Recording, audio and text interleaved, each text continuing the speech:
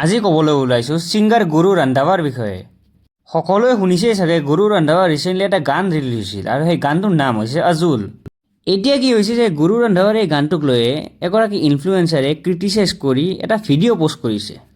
আজুল গানটোৰ কাহিনীটো এনেকুৱা ধৰণৰ যে গুৰু ৰন্ধাৱাই এজন ফটোগ্ৰাফাৰৰ ৰোল প্লে কৰিছে আৰু এখন স্কুলত ফটো উঠাবলৈ যায়।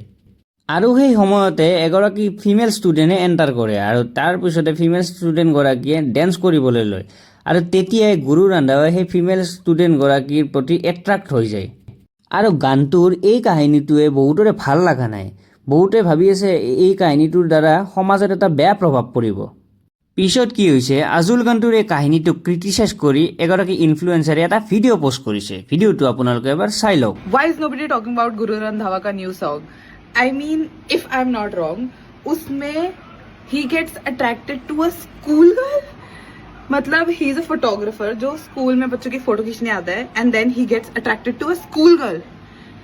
I mean, it's 2025. ये कैसे हो रहा है? और वो सॉन्ग ट्रेंड भी हो रहा है. Nobody is talking about this कि ये pedo behavior इतना naturally push करा जा रहा है. मतलब